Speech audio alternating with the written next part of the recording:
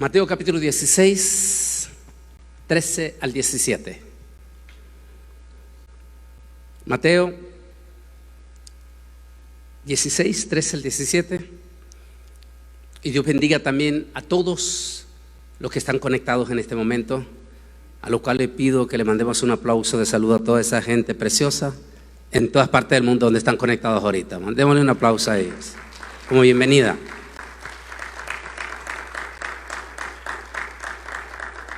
Al llegar Jesús a la región de Cesarea de Filipo, es decir, eso es pegado, muy pegado, allí por la parte que comparte Siria y Líbano, o el monte Hermón. Es la parte también donde nace el río Jordán y la parte que se pega ya con el mar de Galilea, que este 20 de noviembre en Thanksgiving estoy viajando con un grupo de peregrinos y vamos a estar allí, si el Señor así lo permite, muy pronto. Dice, y preguntó a sus discípulos, ahí cerquita del monte Hermón, ahí cerca, a las orillas de las aguas del río Jordán, diciendo, ¿quién dicen los hombres que es el Hijo del Hombre? Esa palabra, acuérdese, Hijo del Hombre. Ellos dijeron, unos Juan el Bautista, otros Elías, otros Jeremías o alguno de los profetas. Y él les preguntó, ¿y vosotros quién decís que soy yo? Respondiendo Simón Pedro dijo, tú eres el Cristo, el Hijo del Dios viviente. Acuérdense esa palabra, Hijo de Dios. Entonces respondió Jesús, bienaventurado eres Pedro, o Simón, hijo de Jonás, porque no te lo ha revelado carne ni sangre. Acuérdese, carne y sangre. Aquellas personas que todavía dudan de la deidad de Yeshua, de Jesús, es que posiblemente esas personas nunca han nacido de nuevo. Es decir, nunca han conocido a Jesús en lo profundo de su corazón. Dice, no te lo ha revelado carne ni sangre, sino mi Padre que está en los cielos. Oremos. Amantísimo Dios y Padre celestial, estamos ante el grandísimo trono de tu presencia para darte las gracias por esta santa y bendita palabra. Y te pedimos que bendiga a cada una de las personas que va a estar recibiendo esta palabra, incluyendo a los que se nos están conectando en las líneas, Señor, en las redes sociales. Asimismo, reprendemos todo espíritu maligno que utilice cuerpos humanos en las redes sociales para robar, distraer este mensaje a las almas que se están conectando en nuestros muros, Señor. En el nombre de Jesús, bendice esta palabra y que no regrese a usted vacía, Señor. Amén y amén. Amén. Pueden sentarse.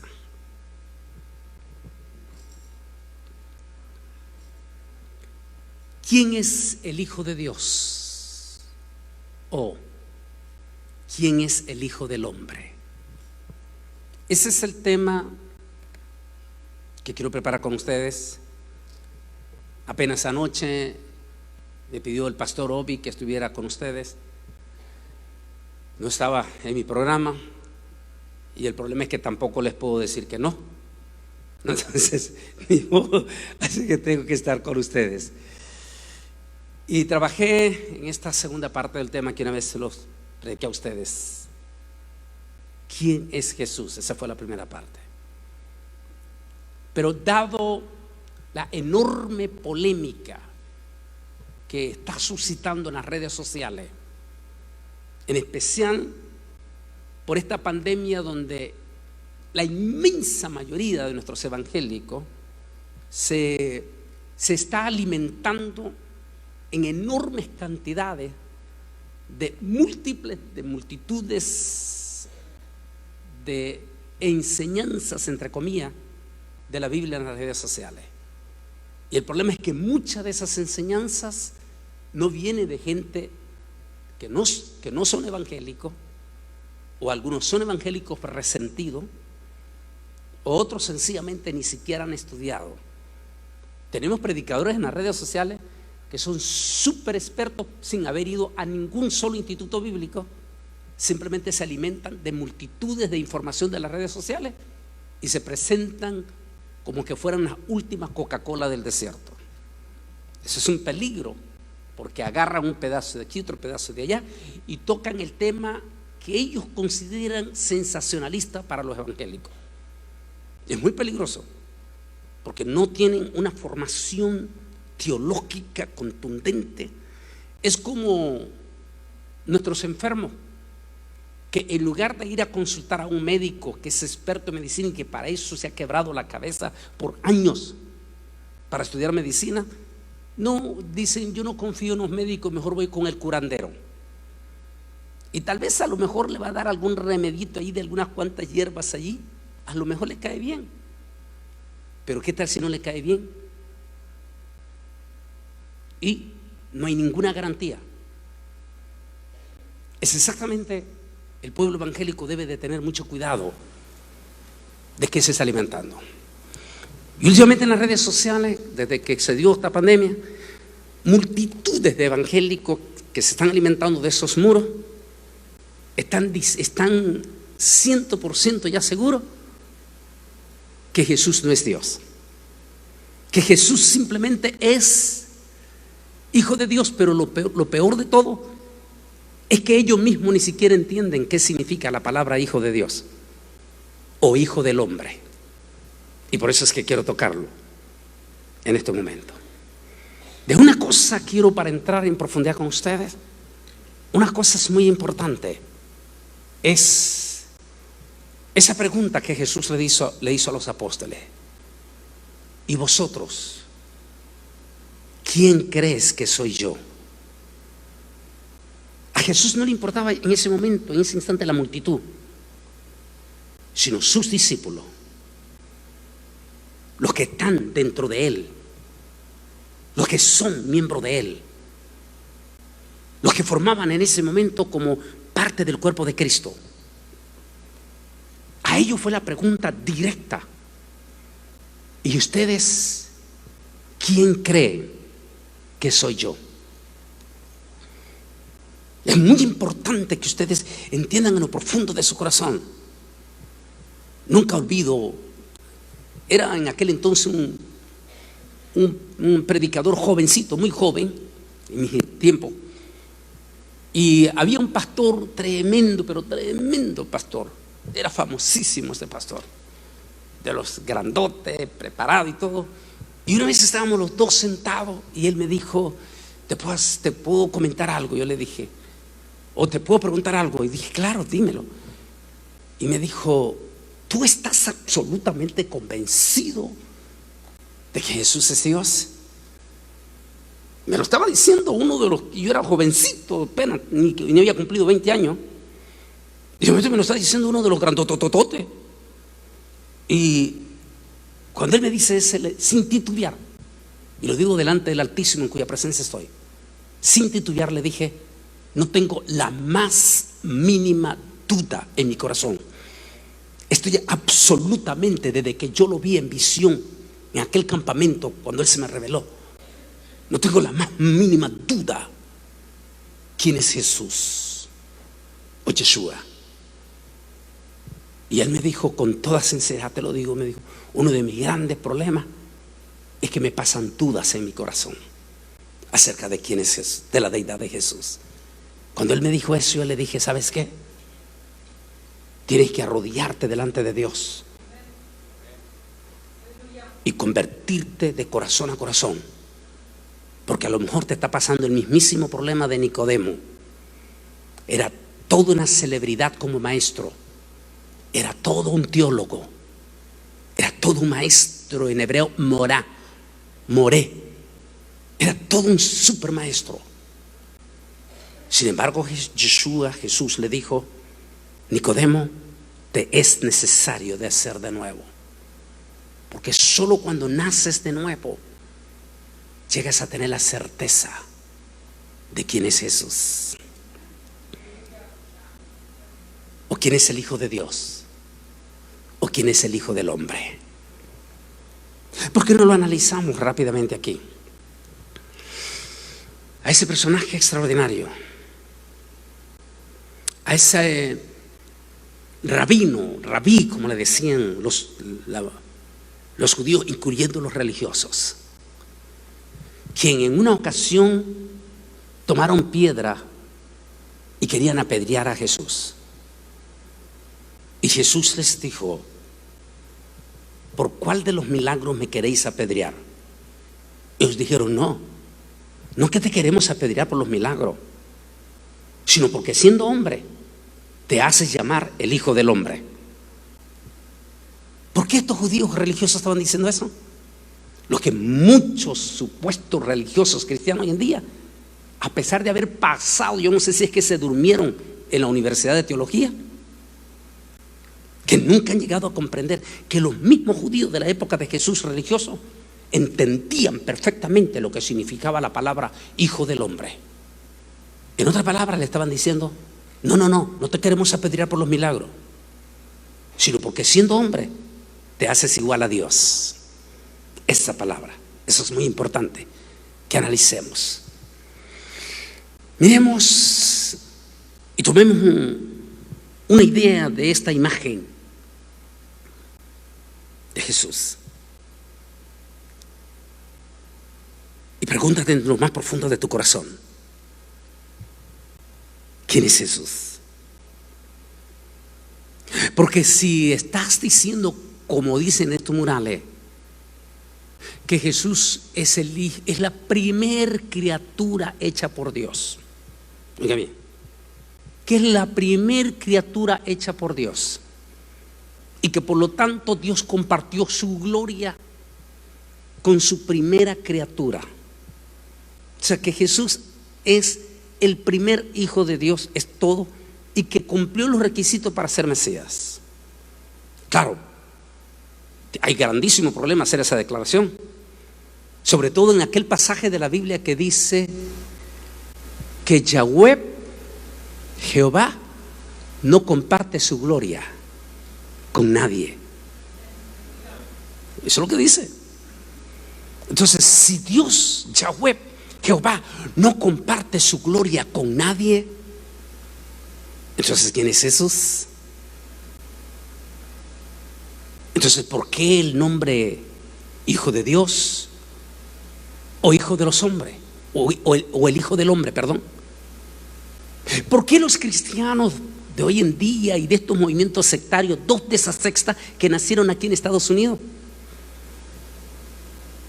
por qué ellos quieren darse la autoridad y quieren ponerse en un mejor nivel que los judíos religiosos que estuvieron cara a cara frente a Jesús y que cuando escuchaban a Jesús decir Hijo del Hombre, se asustaban ellos?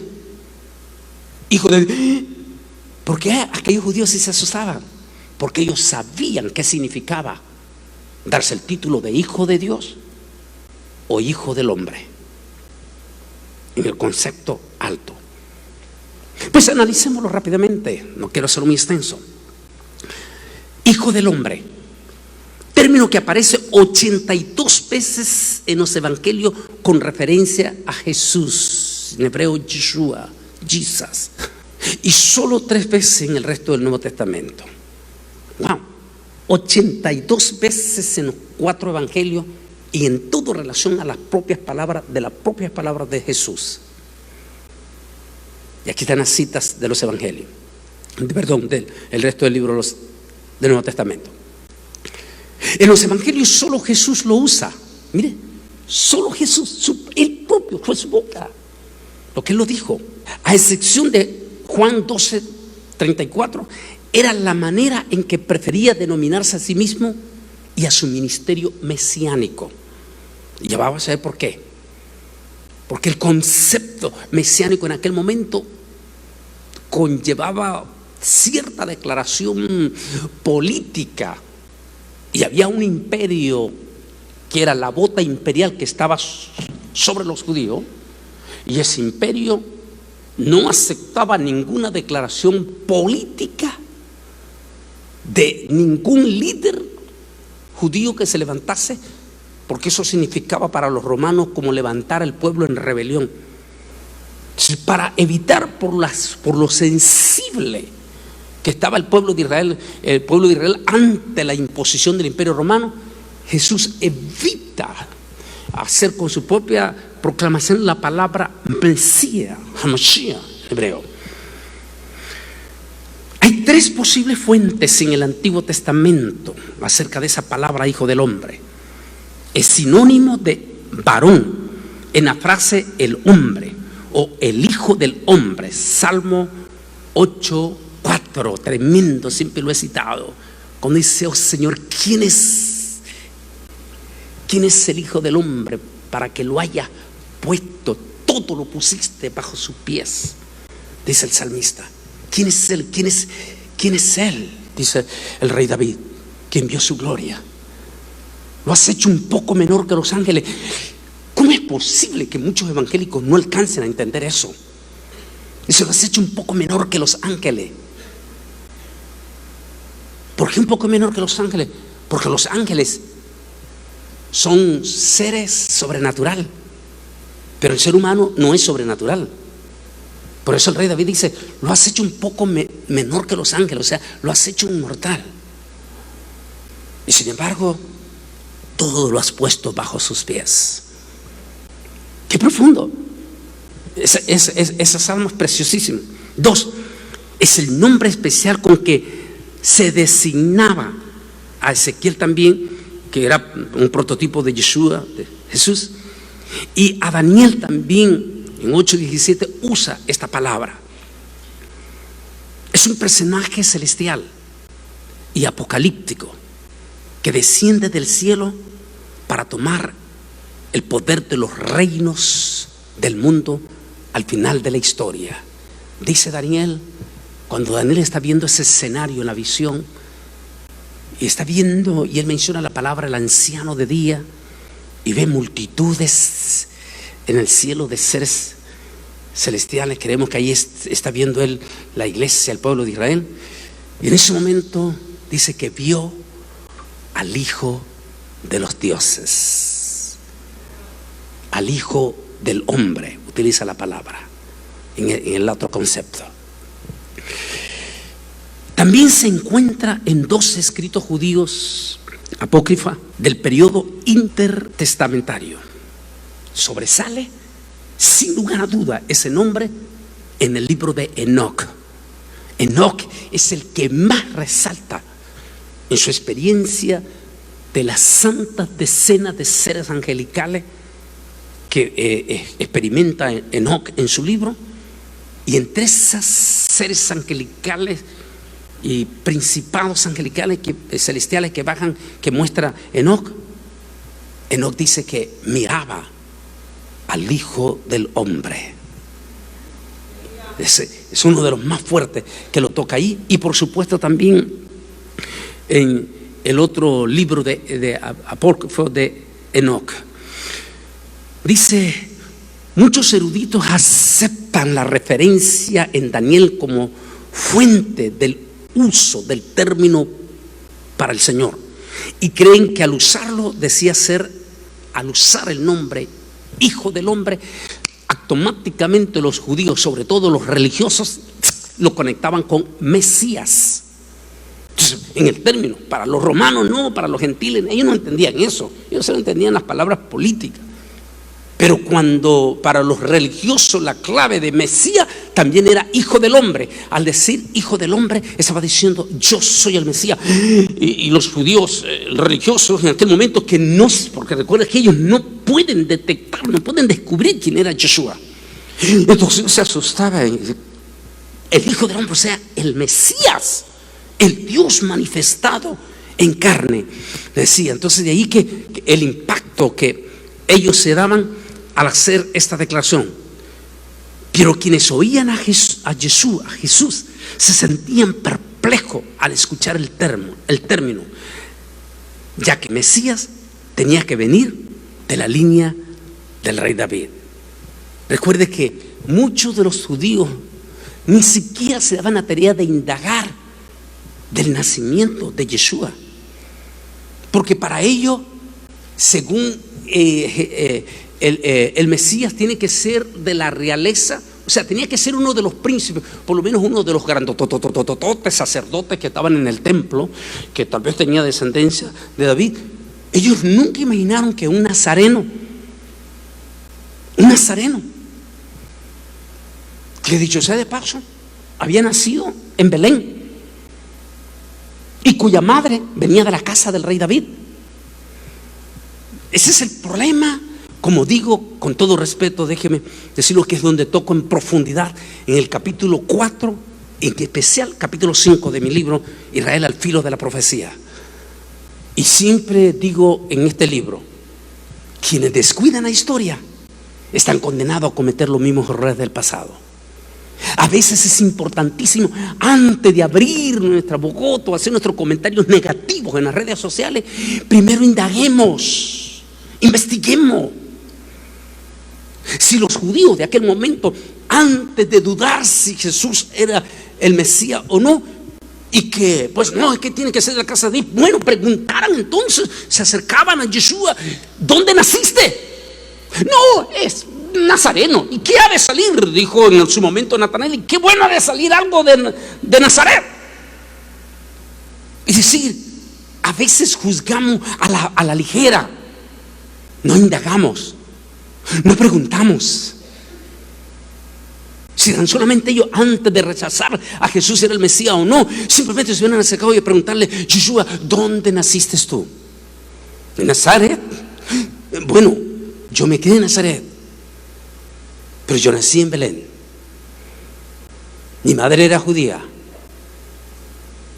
de la tribu de Judá, de los hijos del rey David. Así de sencillo. Pero sigamos profundamente. Por eso digo que es muy importante tener esa revelación profunda del corazón. Me fascina esa expresión que le da el Señor Jesús a Pedro. Dice: bienaventurado Pedro. Y eso es para todos los que nunca dudan quién es Jesús. Cuando le dice: bienaventurado Pedro, dichoso eres Pedro. Porque al hacer esa declaración tú de lo más profundo de tu corazón, aquel que recibe sin duda a Jesús en su corazón, es una revelación que viene directamente del Espíritu Santo, Ruach Kodesh en hebreo, al corazón. Y al venir directamente de Ruach Kodesh, del Espíritu Santo, no hay nada de duda en el corazón. Pero si muchos de los otros evangélicos son evangélicos religiosos, siempre utiliza a esas personas cuando que antes de ser evangélicos eran tremendos fieles católicos, después se cansaron de ser católicos y se hicieron evangélicos y se hicieron buenos evangélicos, pero después se cansaron de ser evangélicos y ahora quieren ser judíos mesiánicos. ¿Y qué van a terminar pasado mañana? La respuesta es sencilla: nunca se convirtieron. Cambiaron de religión, de católico a evangélico, de evangélico a esto ahora, y a pasado mañana ¿qué?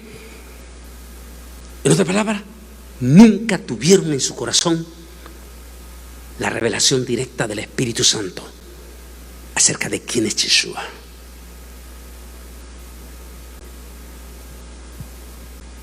¿Lo tienes tú? ¿Lo tienen ustedes? ¿Estarían absolutamente seguros ustedes como Juan el Bautista? 6 personajes que a mí me impacta. De hecho, es considerado, después de Jesús, después de Yeshua, es considerado como el primer hombre de mayor unción en toda la historia de la iglesia. O sea, en cuanto a la historia de la iglesia. Después de él es Pablo. Y él es considerado, Juan el Bautista, ese hombre que dice la historia que cuando predicaba, no, lee los evangelios usted, y que no era un mensaje suavecito, light, no, era un mensaje un poco tosco, fuerte. Generación de víboras, imagínate, generación de víboras. hacha está puesta a la raíz de los árboles. Árbol que no da fruto será cortado. Pero dice, léalo usted en Lucas, dice que cuando Juan comenzó a predicar, el corazón de esa gente comenzaba a compungirse. A compungirse. Solo hay 2 hombres en la historia del cristianismo que dicen que reaccionaban en su corazón y pegaban grito: Juan el Bautista y el famoso John Hus. Ambos dos personas dicen que cuando predicaba, lean Lucas, dicen que la gente pegaba grito, pero grito, eso es lo que dice, da a entender el original. Pegaban grito y decían: ¡Johanán! ¡Juan! ¡Juan! Pero así gritando, o sea, estaban impactados. Aquella palabra ungida que tenía Juan. Y que hoy en día muchísimos predicadores modernos confunden la unción con caerse y patalear. No, eso no es unción. Unción es cuando la palabra toca, llega al corazón y la gente es compungida y empieza a llorar y empieza a sentir que si no se convierte se muere. Esa es unción. No espectáculo de estar botando gente y estar tirándolos con los pies. Eso no es unción.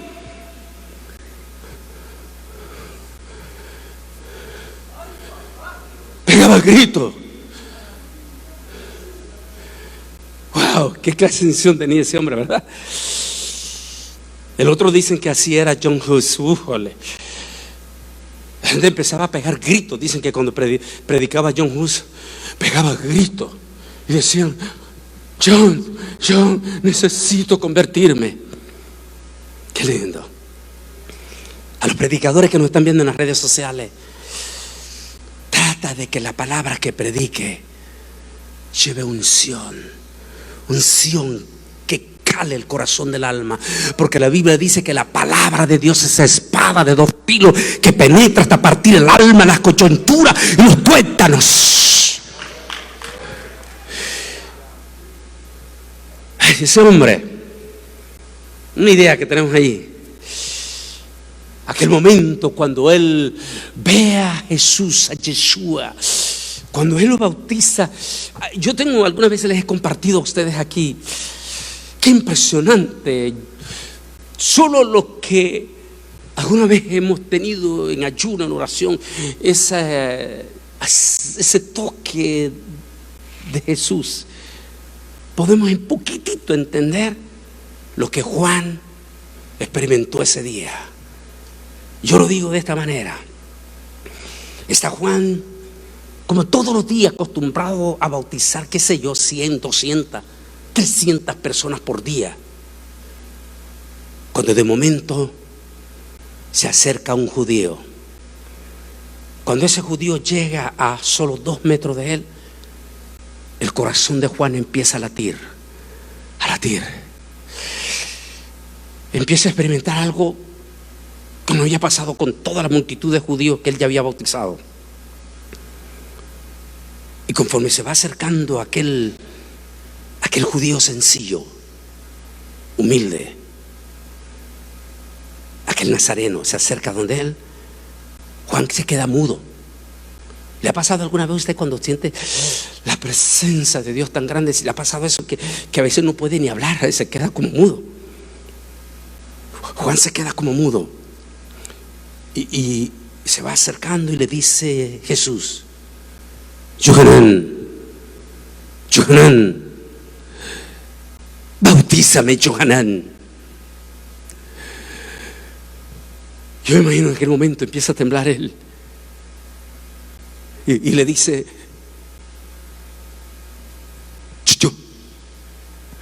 yo necesito ser bautizado por ti y tú vienes a mí. Y le dice Yeshua: bautízame, Juan, porque es necesario que cumplamos la Escritura. Yo me imagino que cuando Juan toma a Yeshua ahí en el río, esa cosa caliente que le cae a uno en todo el cuerpo, la presencia del Espíritu Santo que se te va hasta las plantillas de tus pies. Lo digo por mi experiencia el día que acepté cuando fui bautizado el Espíritu Santo. En ese momento Juan está bajo esa llenura. Y mientras lo está bautizando, de momento ve venir, dice, ahí lo dice con su propia palabra, ve venir a Ruach Kodesh en forma de paloma y se posa sobre la cabeza del Divino Maestro. Y mientras se está posando en él, escucha Juan una voz celestial, una voz de trueno. De hecho dice que toda la gente que estaba allí escucharon el trueno. Y escucha la voz Juan que decía: este es mi Hijo amado, en quien yo tengo complacencia. Qué lindo.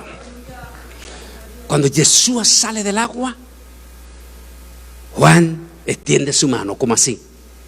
Extiende su mano y dice: Él es el Hijo de Dios. A Él síganlo.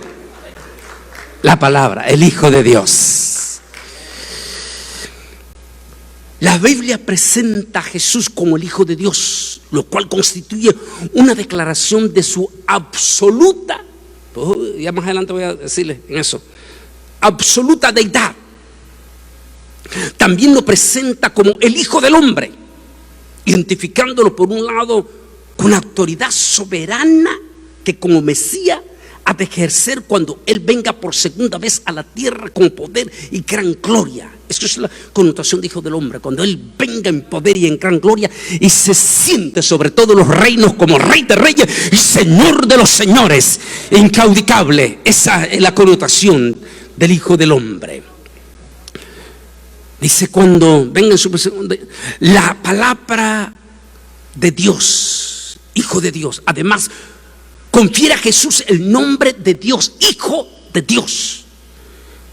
En el relato de la unificación del nacimiento de Cristo, en el relato, Mateo cita al profeta Isaías: he aquí que la Virgen concebirá y dará a luz un hijo, llamará su nombre. Bueno, esa es la traducción que tenemos.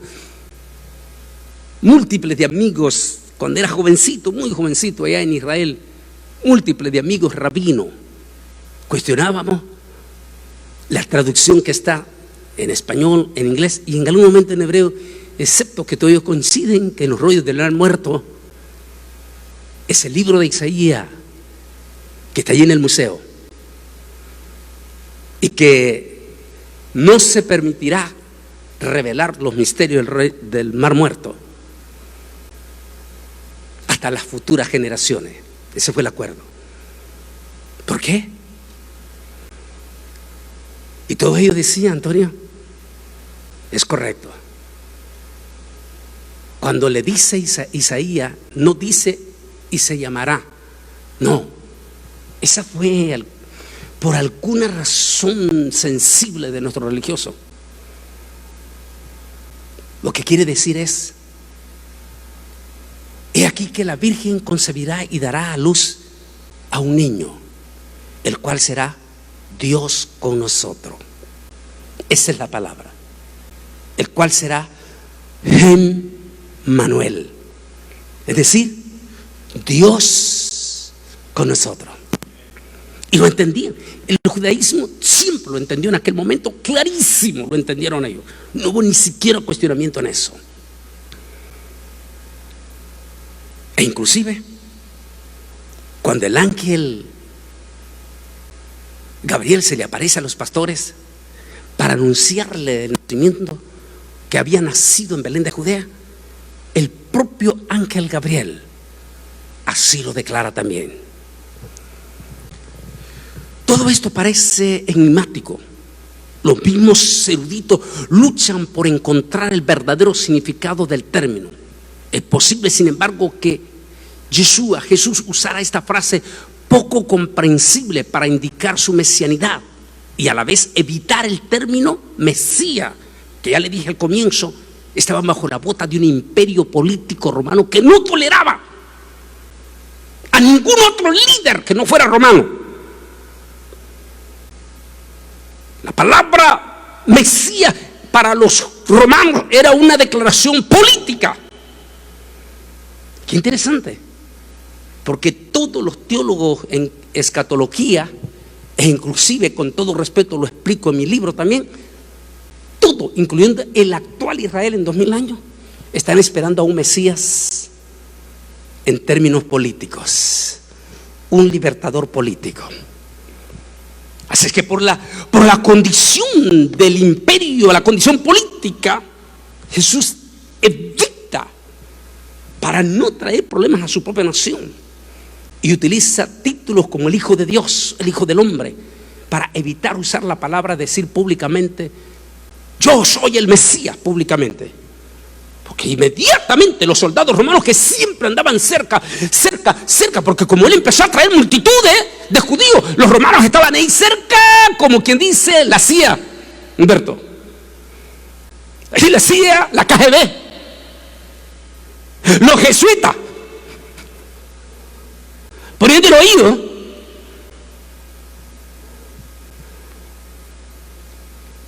Qué lindo que es la sabiduría de mi Señor Jesucristo, ¿no? Precioso. Y a la vez dice evitar el término Mesías, que solía interpretarse en sentido militar. Jesús no quería que lo confundieran con un Mesías militar que liberaría a Israel del dominio de Roma. Por eso escogió un título que manifestaba su mesianidad sin el peligro de ser mal entendido, porque los religiosos sí lo entendían, los términos Hijo de Dios o Hijo del Hombre. El que en él cree no es condenado, mas el que no cree ya es condenado, porque no creyó en el nombre del unigénito Hijo de Dios. Dicen que no quiero mencionar los nombres de esos grupos sectarios. No, es que él no es Dios, él es el Hijo de Dios. Bueno, entonces hay un problema, porque todo el libro de los Salmos, el profeta Isaías y todo dice que yo soy Yahweh y fuera de mí no hay quien salve. ¿Cómo lo interpretan eso entonces? ¿Cómo lo interpretan? ¿No pueden entender estos pasajes de la Biblia a esta gente? ¿O sencillamente es que nunca se les ha sido revelado en su corazón quién es Yeshua? La persona en quien se cumple la profecía de Isaías es concebido originalmente en el vientre de María, es llamado unigénito Hijo de Dios, el Hijo del Hombre, Emmanuel, es decir, Dios con nosotros. Es que a veces nuestra mente es muy finita, muy finita como ser humano. Por más soberbio que nos creamos, el ser humano es finito. Para ellos era, y todavía en pleno siglo XXI, era inaudito pensar que aquel rabino nazareno era nada menos y nada más que el Dios mismo manifestado en carne. Excepto los demonios sí sabían quién era Jesús, porque lógico, ellos lo conocieron allá arriba antes de ser expulsados del cielo. Y cuando lo vieron, cuando los demonios vieron a Jesús, recuerda el demoniado de Gadarea y todo, los otros demoniados, cuando vieron a Jesús, los demonios pegaban gritos y decían: Jesús de Nazaret, has venido a atormentarnos antes de tiempo. Es interesante. Ahora vienen una gente con mente finita del ser humano. No, yo no creo que Jesús es Dios. Yo creo que Él es el Hijo de Dios, es el Mesías, pero no es Dios. Por favor. Uno de los pasajes más significativos referente al tema de la deidad de Cristo, de Jesús, es sin duda Filipenses 2, 5, 11. Allí Pablo narra ese misterio profundo. Dice: el que no escatimó ser igual a Dios, es decir, ser Dios, sino que se humilló hasta lo sumo, haciéndose humano. Por lo cual, dice, se le dio un nombre que es sobre todo nombre, para para que en el nombre de Jesús se doble toda rodilla y toda boca confiese que Jesús es el Señor. En este pasaje Pablo escribe acerca del origen celestial de Cristo, de Jesús, su relación con su deidad en la eternidad, su encarnación, su humillación y su muerte en la cruz y su subsecuente exaltación a la gloria. Pablo comienza diciendo: haya pues en vosotros de sentir que hubo también en Cristo Jesús, el cual, siendo en forma de Dios, no estimó el ser igual a Dios como cosa que aferrarse.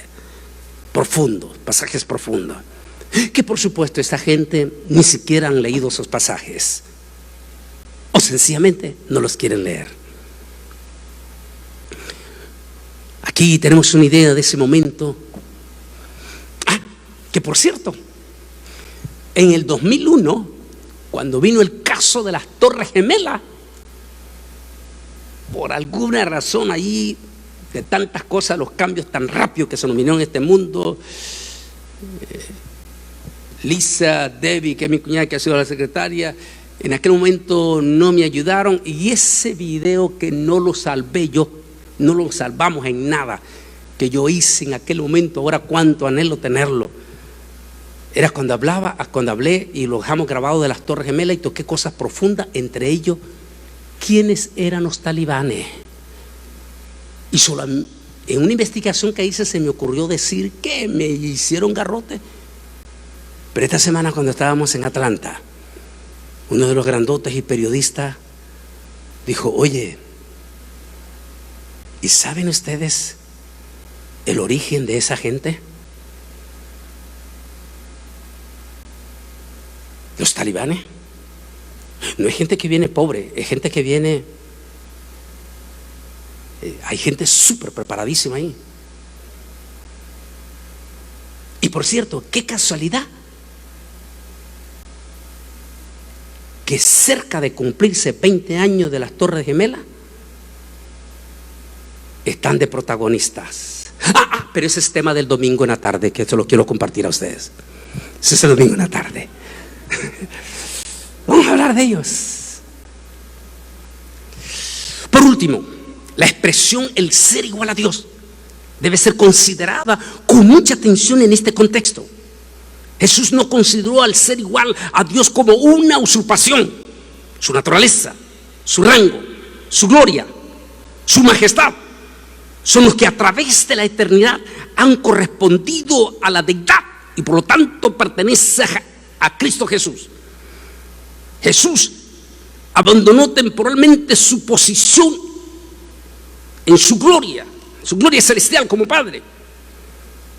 Para Cristo, el ser igual a Dios no era un acto de usurpación.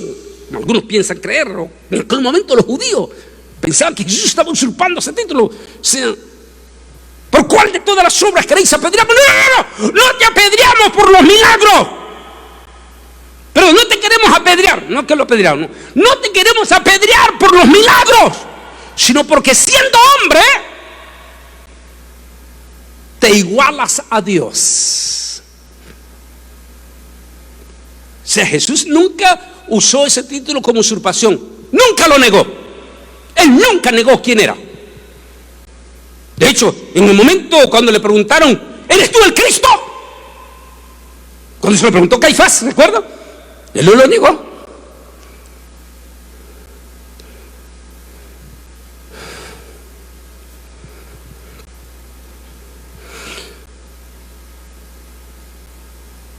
Como usurpación, la expresión ser igual a Dios denota que posee la misma naturaleza divina que el Padre posee. Cristo puede, por lo tanto, ser llamado Dios al igual que el Padre, sin que tal designación constituya una blasfemia. Ya vamos a llegar a la silla. Creo que no entiende. Ahora, yo justifico a nuestro pueblo de Israel por una sencilla razón. Porque Pablo dice que era necesario que a ellos se les endureciera el corazón o se les cerrara el entendimiento. La profecía de Isaías, para que viendo no vean y oyendo no oigan, a fin de que los gentiles puedan ser bendecidos primero. Y después, entonces se volverá a Israel. Zacarías. Y al final mirarán al que traspasaron y todo Israel caerá de rodillas. Así que yo no puedo juzgar al pueblo de Israel. No, juzgo a aquellos que no siendo judíos quieren mostrarse mejor que los judíos. Y comienzan a blasfemar cuando son gentiles. Eso es lo que estamos haciendo. Este pasaje a mí me impacta bastante. Por favor, ayúdeme. Mírelo allí. Abajo, el segundo párrafo, el último párrafo. Qué preciosa esa declaración. Dice, en su epístola a los Romanos, capítulo 9, Pablo enumera los privilegios de la nación de Israel diciendo, mire lo que dice Pablo, de quienes son los patriarcas y de los cuales según la carne, ¿quieren leer en voz alta conmigo esa parte? Vino al Cristo, lean. El cual, ¿qué dice? El cual, ¿qué dice? Es Dios. ¿Blasfemó Pablo entonces? Ay, estos tipos se quieren poner más importantes que Pablo. ¿Quién era Pablo? ¿Quién es Saúl en hebreo? Era un rabino, miembro de los 70. Era de los grandotes. Ahora estos tipos que apenas acaban de nacer se quieren poner más importantes que Pablo. Miren lo que está diciendo Pablo ahí. Dice, el cual es Dios sobre todas las cosas, bendito por los siglos de los siglos. Amén. Romano, por favor apúntenlo, los que están en las redes sociales, para los elementos que niegan. Y aclaro que en esto no tiene nada que ver el pueblo de Israel. Estamos hablando de aquellos, como dice en los capítulos 2 y 3 de Apocalipsis, a los que se dicen ser y no lo son, y que quieren ser más y no son. Romanos 9:5. Mire ese precioso pasaje, porque quiero eso después pasar ya exactamente al ejemplo. Por favor, hermano, quiero que cuando les pido que lo hagan, háganlo en voz alta, que se escuche en las redes sociales, como cuando iban al estadio de fútbol y pegaban los grandes gritos ustedes por ese bendito equipo. Quiero que me lean, pero todos a viva voz, porque es palabra que llegue al corazón de ustedes también. Léame en voz alta esos dos pasajes. A ver, léanlo.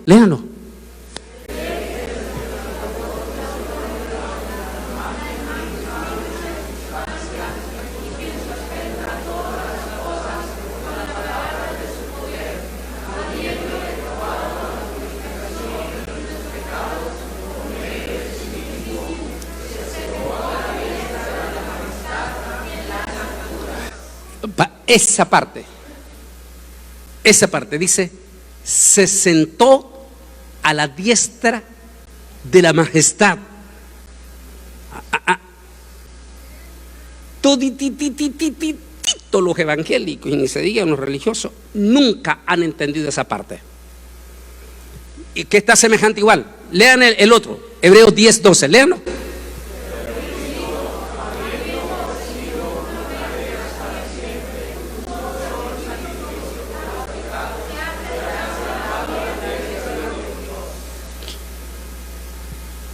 Vienen los que no tienen revelación de Ruach Kodesh en su corazón.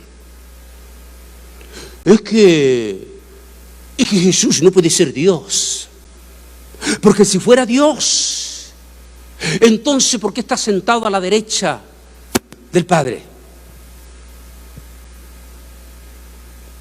Por favor, estudien la palabra. Desde el Antiguo Testamento, el concepto hebreo de la palabra diestra. En la traducción, en español, en inglés, en todos los idiomas, y en hebreo simple significa derecha. Pero en hebreo profundo es más que simple mano derecha. Y la respuesta está allá. Y dice que no habiendo otro sacrificio que ofrecer, se ofreció a sí mismo Él como sacrificio perfecto, como el Cordero perfecto. Y después de haberse ofrecido como sacrificio perfecto, murió y resucitó, dice el libro de los Hebreos, al tercer día. Y después de haber resucitado, volvió a las alturas. Así dice, volvió a las alturas, dando a entender, volvió de donde había descendido. Volvió a las alturas, a las alturas. Y mire lo que voy a hacer. Y dice, y se sentó, allá está, mire, sobre su majestad. Diestra quiere decir deidad. Sobre su deidad, sobre su trono. Ese misterioso personaje, que explico en el capítulo 4 y 5 de mi libro Israel al filo de la profecía. Ese personaje, el capítulo 4, que Juan no describe ninguna persona. Y si vi sentado a un personaje sobre el trono, semejante al arco iris, a una piedra de jaspe, carnolina, no describe una personalidad humana, sino algo majestuosamente inexplicable. Y cuando llegamos al capítulo 5, cuando Juan está llorando o está compungido, digamos, porque en la multitud no había nadie, lo explico en profundidad, detalle por detalle aquí en este libro, capítulo 5. Entre la multitud no encuentra a nadie que responda a la pregunta del anciano, del arcángel: ¿quién es digno de tomar el rollo del que está sentado en la diestra, en el trono? En el trono.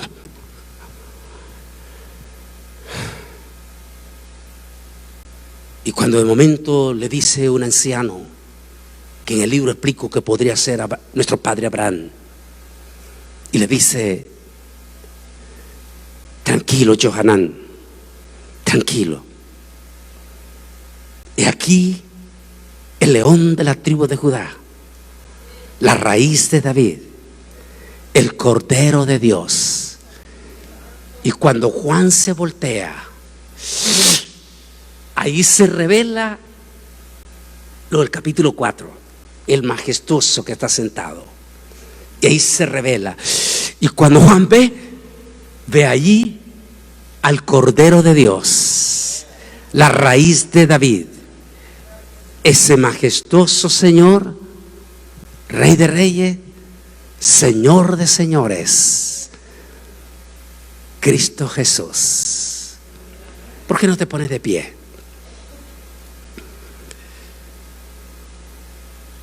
Pero Cristo, habiendo ofrecido una vez por siempre un solo sacrificio por los pecados, se ha sentado sobre su majestad, sobre su deidad. Volvió de nuevo a tomar su lugar. Es que yo no entiendo cómo es eso del Padre, Hijo y Espíritu Santo. 2017, con mi gran amigo que ya está con el Señor, se nos fue en el 2019, allá en Israel. Fuimos allí en la parte interna del Muro de los Lamentos con un grupo de religiosos judíos. Yo fui testigo en sus lágrimas, en sus mejillas, cuando les expliqué. Es que Antonio, es que el Shema Israel dice: Shema Israel, Eloheinu, Eloheinu Echad. El Señor, nuestro Dios, el Señor uno es. Y ustedes dicen Padre, Hijo y Espíritu Santo. No entendemos. Y es cuando comienzo a decirle: en el principio, Bereshit, baja Dios, después de haber dicho con su palabra que se crearan todas las cosas que existen, tanto seres vivos como la vegetación y todo, el último ser de la creación no lo declaró: hágase el hombre. No, le dije a ellos, sino que bajó, dice, y tomó barro en su mano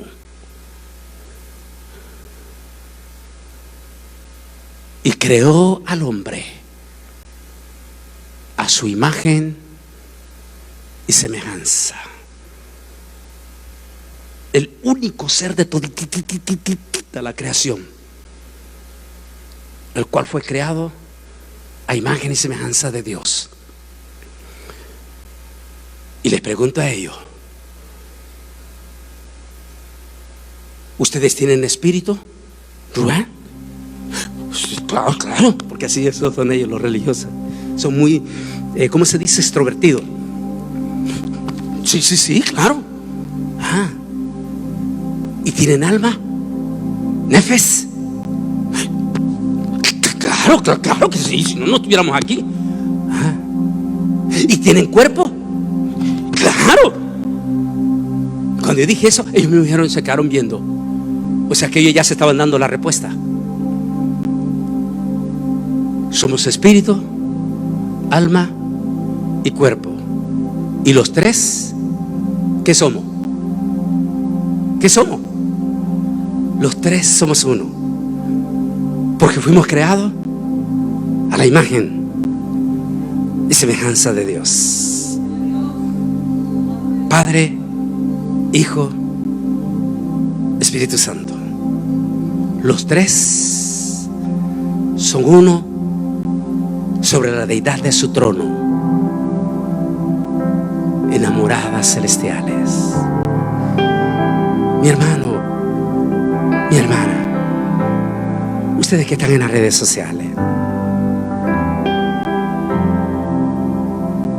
dile a Jesús, dile al Espíritu Santo, Ruach Kodesh,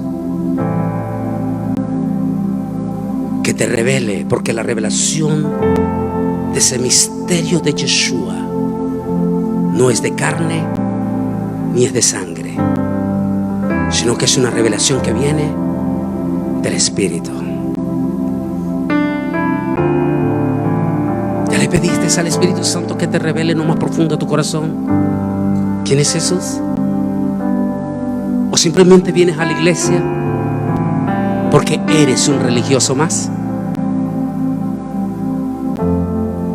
¿Y qué va a pasar cuando te cansas de ser evangélico? No. Si vienes a la iglesia, vienes porque has tenido un encuentro con Jesús de Nazaret en tu vida y sabes que Yeshua, Yahweh y Ruach Kodesh es el centro de nuestra salvación. Amén. Inclina tu rostro. Amantísimo y Dios y Padre celestial, te damos las infinitas gracias, Señor, por darnos el privilegio de creer en usted como nuestro Salvador, como el Hijo del Hombre, como el Hijo de Dios, como el Mesías, como el Dios manifestado en carne todopoderoso. Y que un día no muy lejano, como estamos viendo en esta imagen, tú aparecerás en majestad y en gran gloria para instalar tu reino sobre la tierra. Padre, bendice a cada hermano y a cada hermana que ha venido esta noche, a cada hermano, a cada hermana que están con respeto y temor en las redes sociales. Ten misericordia de aquellos que con todo defienden sus preceptos religiosos porque no han tenido revelación en su corazón. Pero permita que a través de esta palabra tengan la sencillez de humillarse para que Ruach Kodesh, tu Espíritu Santo, les revele a ellos quién es nuestro Salvador. Te damos gracias, Señor. Te damos gracias. Y bendice a cada hermano, a cada hermana que está presente, y a cada hermano o hermana que están unidos en estas redes sociales. En el nombre de Jesús. Amén y amén.